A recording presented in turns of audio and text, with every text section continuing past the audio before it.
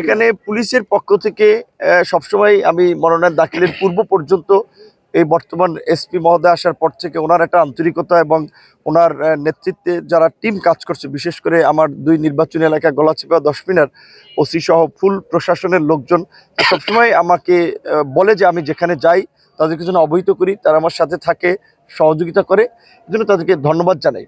কিন্তু আমি যারা নির্বাচনের প্রার্থী অংশগ্রহণ করছেন বিশেষ করে তাদেরকে উদ্দেশ্য করে এটি বলতে চাই যে এই নির্বাচন আমাদের সকলের নির্বাচন। আসেন, যার যার যোগ্যতা দিয়ে মানুষের কাছে ভোট চাই, যার মেধা আছে, যার যোগ্যতা আছে, যার দক্ষতা আছে তাকে মানুষ ভোট দেবে। অসুস্থ প্রতিযোগিতার তো দরকার নাই। কিন্তু এখানে নির্বাচনে আরও 2 জন প্রার্থী আছে, দেখেন তাদের বিরুদ্ধে কিন্তু আমাদের অভিযোগ নেই। এবং আমার সাথে যে তার এই যে একটা উগ্র আচরণ, একটা অসহিষ্ণু আচরণ, এইটা কিন্তু এই নির্বাচনের সময় হয়েছে, এরকম নতুন না। এর আগে আপনারা জানেন যে গত বছরে বকুলবাড়িয়ার একটি ঘটনা, রাতে আমাদেরকে অবরুদ্ধ করেছে, একেবারেই সশস্ত্র হামলা করার জন্য তাদের লোকজন প্রস্তুত ছিল এবং আমার 2টো মোটরসাইকেল পুড়িয়ে দিয়েছে, আমাদের অনেক লোককে আহত করেছে। কাজে তিনি এখানে যে আমাকে ঠেকানোর জন্য একটা সন্ত্রাসী কার্যক্রমে জড়িত, এটা কিন্তু পূর্ব থেকে জড়িত। সুতরাং এই বিষয়ে যেন প্রশাসন ব্যবস্থা নেয়।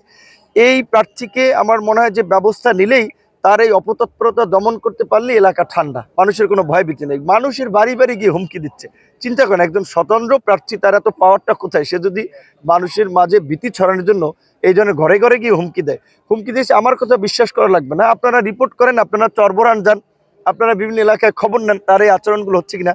আর তার সাথে তো আপনার এই বিশেষ করে চর দখলকারী চাঁদাবাজি একটা সন্ত্রাসী গ্রুপ আছে। এই সমস্ত চাঁদাবাজ দখলদার তারা নিজেদের এই আধিপত্য বিস্তারের জন্য তারা তো মরিয়া হয়ে উঠছে। কাজে এখন তাদের এই চাঁদাবাজি ধান্দাবাজির পথে বাধা হচ্ছে বিএনপি সমর্থিত প্রার্থী ভিপি নূর না থাকলে তাদের এই সমস্ত দখল লুটপাটে সহজ হয়।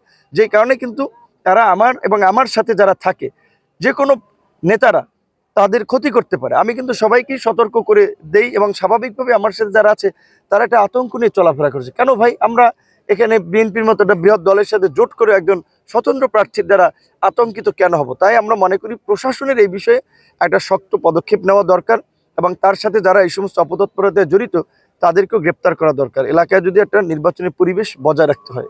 সবশেষে